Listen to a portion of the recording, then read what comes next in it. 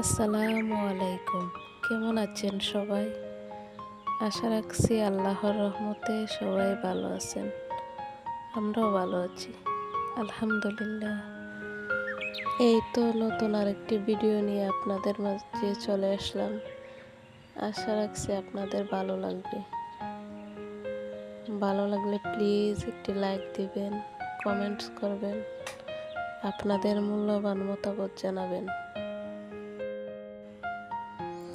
সকালবেলা আমি তো হালকা পাতলা কিছু খেয়ে নিলাম। এখন আমার ছোট্ট মেয়েটা নাস্তা বানাচ্ছে। ও বানাচ্ছে না, বানাচ্ছি আমি। ও ছোট ছোট হাতে কিভাবে আমাকে হেল্প করছে দেখেন।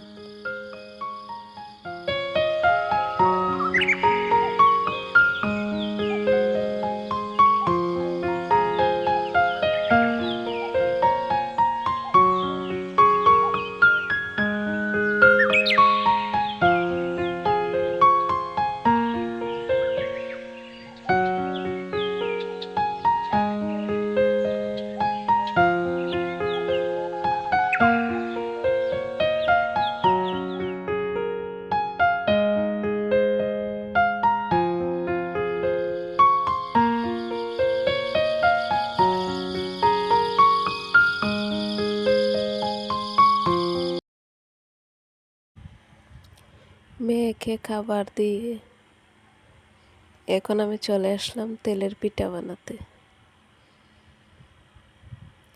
আসলে এটা আমাদের এদিকে সন্দেশ বলে, আঞ্চলিক ভাষায় হানদেশ, অনেকে আবার ডুবা পিঠা বলে।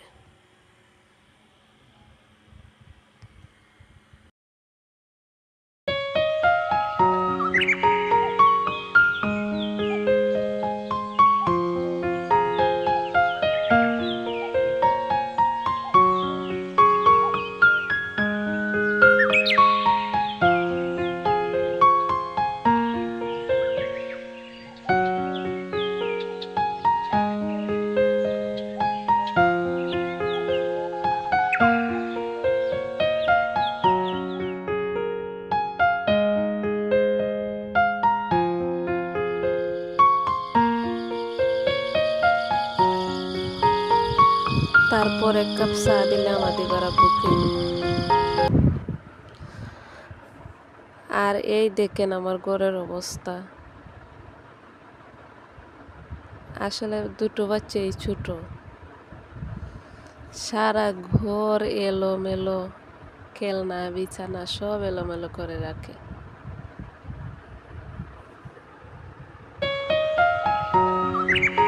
সব গুছিয়ে রান্না করতে চলে যাব। ভাত তো আগেই রান্না করে রেখেছি। আসলে ভাত সারাদিন গরম থাকে রাইস কুকারে।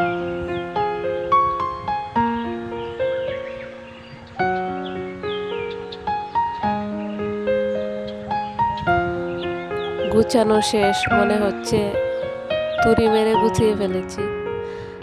আসলে তা না, অনেকটা সময় লেগেছে এই ঘরটা গুছাতে।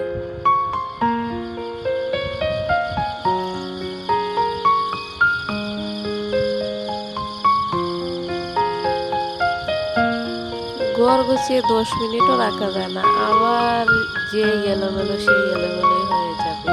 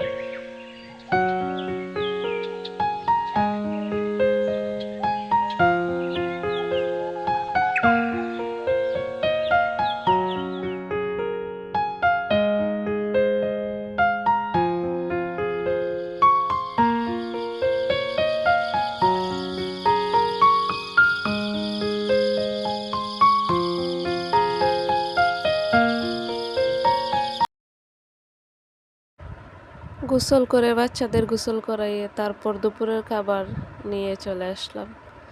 এখন আমরা দুপুরের খাবার খেয়ে নেব। খাওয়া দাওয়া করে বেশ অনেকটা সময় আমরা ঘুমিয়েছিলাম। বিকালের দিকে ছেলেকে নিয়ে ডাক্তারের কাছে যাচ্ছি। ওর সারা গায়ে লাল লাল কি যেন বের হয়েছে।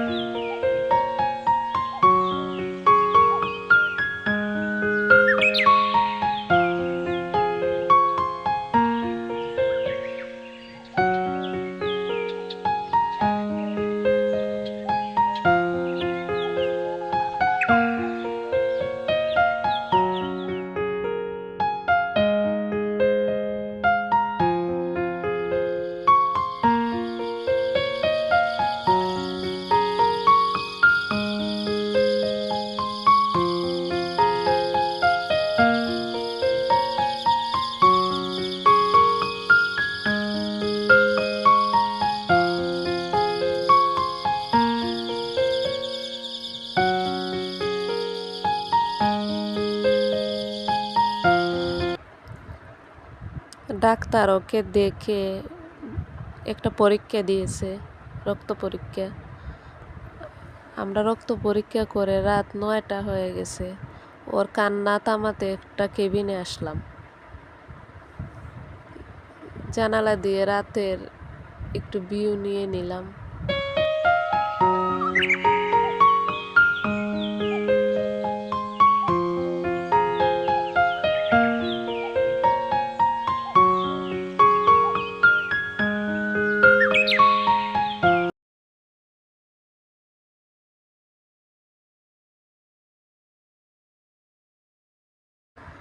উনি বুঝে শুনে পরীক্ষা নিরীক্ষা করে তারপর ওষুধ দেন। এরই মধ্যে আমরা বাসায় চলে এসেছি 9:30টার দিকে। আমার ভাই আমার মেয়েকে বিরিয়ানি কিনে দিয়েছে। একটু পেঁপে কেটে নিলাম। 10টার দিকে আবার আদিবার আব্বুর ডিউটিও আছে, তাই একটু নাস্তা দিয়ে দিলাম। নাইট ডিউটি 3টা 3:30টার দিকে খাওয়া যাবে।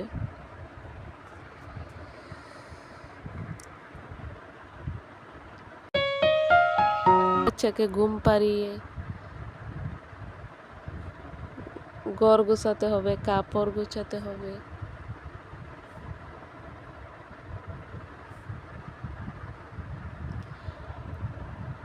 আমার এই ভিডিওটির মধ্যে অনেক ভুল ত্রুটি আছে, প্লিজ আপনারা ক্ষমা সুন্দর দৃষ্টিতে দেখবেন।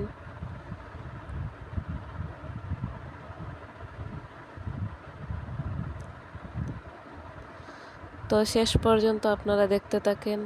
আসসালামু আলাইকুম, আল্লাহ হাফেজ, ভালো থাকবেন সবাই।